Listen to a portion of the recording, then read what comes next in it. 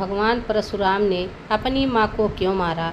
दोस्तों, क्या आप जानते हैं कि भगवान विष्णु के छठे अवतार परशुराम ने अपनी ही माता का वध क्यों किया और क्यों उनकी पूजा आम देवताओं की तरह नहीं होती, जिसने उन्हें धर्म का रक्षक तो बनाया लेकिन एक पूजनीय देवता नहीं।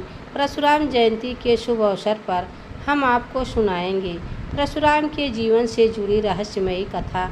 आपने से निवेदन है कि इस कथा को पूरा अवश्य सुनें।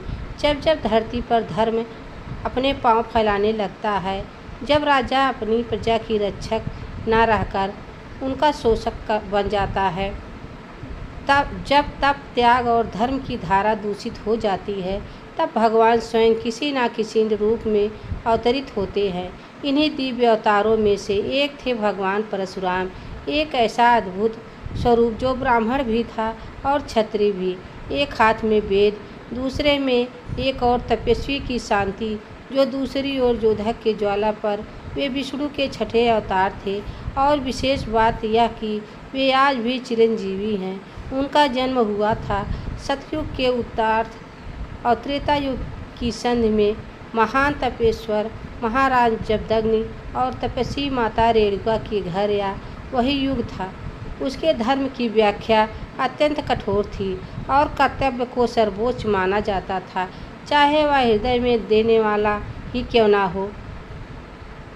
आज ही कथा भगवान परशुराम के जीवन का स्वाध्याय है, जब उन्होंने अपने पिता के कहने पर अपनी ही माता का वध किया। लेकिन क्यों?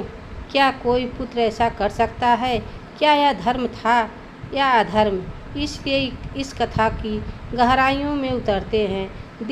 दिन ढल रहा था, सूर्य अपने अंतिम स्वर्णिम रश्मियों को धरती पर भी खेल रहा था।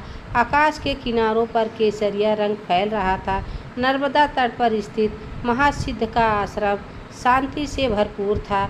हवन कुंड से उठती धूप, मंत्रों की धीमी गूंजन और आभा से सुशोभित ऋषि का चेहरा, यह सब मिलकर एक दिव्यता का आभार दे रहा था। माता रेणुका, जो प्रतिदिन की बात अपने पतिव्रत धर्म का पालन करते हुए नदी से जल भरने निकली थी, उस समय वह दुनिया की सबसे पवित्र स्त्री में मानी जाती थी। उनकी मानसिक शुद्धता इतनी प्रखर थी कि वे बिना किसी पात्र के अपने मन के तप से जल को बुला लेती थी और पात्र अपने आप भर जाता था। परंतु उस दिन जैसे ही वह नर्मदा के घाट पर पहुंची, उन्होंने देखा आकाश में गंधर्वराज चित्रित अपने अप्सरों के साथ जल क्रीड़ा कर रहे थे। उनके शरीर से चंद्रमा जैसी क्रांति निकल रही थी। अप्सराएं जल में कमल की तरह तैर रही थी। उनके हाथ की मधुरता पूरे वातावरण को संगीत बना रही थी। एक क्षण के लिए, बस एक क्षण, माता रेणुका का मन उस दृश्य की ओर आकर्षित हो गया। उन्होंने देखा, रुकी और नज़रों में थोड़ी देर के लिए वह दृश्य बस गया। वह चित्रित चंचल हो गया, जिसे आज तक कोई देख नहीं सका था, और उसी क्षण उनके ब्रह्मचर्य डगमगा गया। अब जल पात्र अपने आप नहीं भरा, अब उन्हें झुककर स्वयं जल भरना पड़ा। यह साधारण बात नहीं थी। एक तपस्विनी के लिए यह उनके वर्षों के संकल्प का टूटना था। उनके ब्रह्म तेज का ही मन करती हुई ग्लानि और वैसे भरी आश्रम लौटी। महर्षि जमदग्नि कोई सामान्य ऋषि नहीं थे, वह त्रिकाल ज्ञानी थे। भूत, भविष्य और वर्तमान उनके लिए खुली पुस्तक के समान था। वह ध्यान मग्न थे और ध्यान में ही उन्हें पता चल चुका था उनकी पत्नी का तप डगमगाए हैं। उनकी दृष्टि में यह केवल व्यक्तिगत चूक नहीं थी, यह उनके यज्ञ, उनके तप, उनके धर्म की अखंडता का प्रचुर थी। वह क्रोधित हो उठे। धर्म के रक्षक जब हो तो दया का स्थान न्यून हो जाता है। उन्होंने तत्काल अपने 4 बड़े पुत्रों को बुलाया, जिसे आदेश दिया उस स्त्री को मृत्यु दो जो अब पतिव्रता नहीं रही।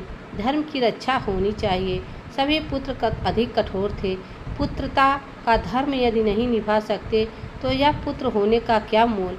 अब बुलाया गया सबसे छोटे पुत्र को। राम को पिता के चरणों में आकर नतमस्तक हो गए। पिता ने वही आज्ञा दी, जाओ अपनी माता का वध करो। परशुराम ना रुके, ना डरे, ना कुछ बोले। उन्होंने अपनी कुल्हाड़ी उठाई और अपनी माँ का वध कर दिया। यह पुत्र जो आगे चलकर धरती से 21 बार क्षत्रियों का नाश करेगा। माता की ओर बढ़े। माता रेणुका खड़ी थी, शांत। उनकी आँखों में आंसू नहीं थे, भय नहीं था, केवल ममता थी और विश्वास। शायद उन्हें पता था उनका पुत्र धर्म की परीक्षा में है। एक ही बार और धरती पर माँ उतर आया। वर्षों की पत्तियाँ स्थिर हो गई, वायु रुक गई, पक्षी उड़ते हुए रुक गए। केवल एक क्रिया जिसने सृष्टि को प्रश्न में डाल दिया। महर्षि जमदग्नि को लगा, अब मैं एक सच्चा पुत्र पाया है। उन्होंने कहा, बस मैं तुमसे अत्यंत प्रसन्न हूँ, मांग लो जो चाहे। परशुराम ने शांत स्वर में कहा, पिताश्री, यदि आप सच में प्रसन्न हैं तो मेरी माँ को पुनर्जीवित कर दो। मेरे उन भाइयों को क्षमा कीजिए जिन्होंने आपका कहना नहीं मानी, और हमारा परिवार वैसा ही हो जाए जैसा था। तब उनकी आंखें नम हो गई। उन्होंने अपने तप से माता रेणुका को पुनर्जीवित कर दिया, भाइयों को क्षमा कर दी और आश्रम में फिर वहीं शांति लौट आई। पर अब एक गहरी अनुभूति के साथ परशुराम की यह कथा हमें केवल आदेश पालन नहीं सिखाती है, यह बताती है कि कर्तव्य जब करुणा से जुड़ता है तभी दिव्यता प्राप्त करता है। परशुराम ने माँ को मारा पर उनके लिए जीवन मांगा। उन्होंने अपने भाइयों के लिए क्षमा भी मांगी। वह केवल योद्धा नहीं थे, वह धर्म और भावना के संतुलन का आदेश थे। वे आदर्श थे। भगवान परशुराम विष्णु के छठे अवतार, तप, ज्ञान और युद्ध के अद्वितीय संगम, ब्राह्मण कुल में जन्मे और क्षत्रियों के विरुद्ध पर फर्श उठाने वाले देवता। एक ऐसा नाम जो भारतीय इतिहास में वीरता, तपस्या और न्याय का प्रतीक है। वह एकमात्र ऐसे अवतार हैं जो चिरंजीवी हैं, अर्थात आज भी जीवित माने जाते हैं। उन्होंने भीष्म, कर्ण और द्रोणाचार्य जैसे योद्धाओं को शस्त्र विद्या सिखाई। 21 बार पृथ्वी को अत्याचारियों क्षत्रियों से मुक्त किया और धर्म की रक्षा हेतु संकट का मार्ग अपनाया। फिर भी एक अत्यंत रोचक और विचारणीय तथ्य है कि उनके जैसे महान, जीवित और शक्तिशाली अवतार की पूजा व्यापक रूप से नहीं होती। ना तो हर नगर में उनके मंदिर हैं, ना ही प्रत्येक घर में उनकी आरती गाई जाती है, ना ही कोई प्रमुख पर्व ऐसा है जहाँ लोग उनके चरणों में पुष्प अर्पित करते हैं, जैसे श्री राम, श्री कृष्ण, शिव, गणेश की होती है। तो फिर प्रश्न उठता है, ऐसा क्यों? इसका पहला उत्तर क्या है कि भगवान परशुराम का अवतार संहारक रूप में हुआ था, पालक रूप में नहीं। यह लोगों को मोक्ष, सुख या वरदान देने नहीं, बल्कि धर्म की रक्षा हेतु अधर्म का नाश करने आए। उनका स्वरूप उग्र था, तेजस्वी और न्यायपाली था, लेकिन उसमें क्षमता का स्थान सीमित था। परंपरागत रूप से हिंदू समाज उन देवताओं को पूजा करता है जो रक्षक, दयालु और कल्याणकारी हो। यही कारण है कि भक्त श्री राम, श्री कृष्ण, लक्ष्मी की पूजा तो करते हैं, लेकिन परशुराम के तेजस्वी और उग्र स्वरूप से श्रद्धा के स्थान पर भय अधिक अनुभव करते हैं। दूसरा कारण यह है कि भगवान परशुराम के कुछ कार्य आम जनमानस को विचलित कर सकते हैं। उन्होंने अपनी माता रेणुका का वध किया, भले ही यह उनके पिता की आज्ञा और धर्म परीक्षण का भाग था। पर एक पुत्र का अपनी माँ को मारना भक्तों के हृदय में स्थान बना पाता। उन्होंने 21 बार क्षत्रियों का संहार किया। यह उनके धर्म के प्रति समर्पण था, प्रतीक था, लेकिन क्षत्रिय समाज के लिए यह उनकी उपेक्षा का कारण भी बन गया। उन्होंने कर्ण को श्राप दिया था, भीष्म से युद्ध किया। इनके कारण एक कठोर और आदि का अवतार के रूप में देखे जाते हैं, न कि आराध्या के रूप में। तीसरा कारण यह है कि भगवान परशुराम आज भी जीवित माने जाते हैं। वह चिरंजीवी हैं। धार्मिक मान्यताओं में जब कोई अवतार अभी भी जीवित हो तो उसकी पूजा उस रूप में नहीं की जाती जैसे कि सभी देवताओं की होती है। परंपरागत रूप से पूजा उन्हीं की होती है जिनके शरीर त्याग कर जाना या दिव्य रूप में स्थित होना प्रमाणित हो रही यही है कारण है कि वह पूजनीय तो हैं। चौथा कारण है कि परशुराम सामाजिक दृष्टि से ब्राह्मण और क्षत्रिय के बीच थे, पर ब्राह्मण थे लेकिन शस्त्र उठाए उन्होंने क्षत्रियों का वध किया, पर क्षत्रिय धर्म निभाया। इस कारण वे पारंपरिक सामाजिक वर्गों को परिभाषाओं में नहीं समा पाए। ब्राह्मणों को योद्धा लगे और क्षत्रियों को प्रतिद्वंदी। इस विभाजन के कारण में व्यापक पूजा पद्धतियों में अनुपस्थित रह गए। और पांचवी और सबसे गहन कारण यह कि परशुराम को पूज्य से अधिक आदर्श माना गया।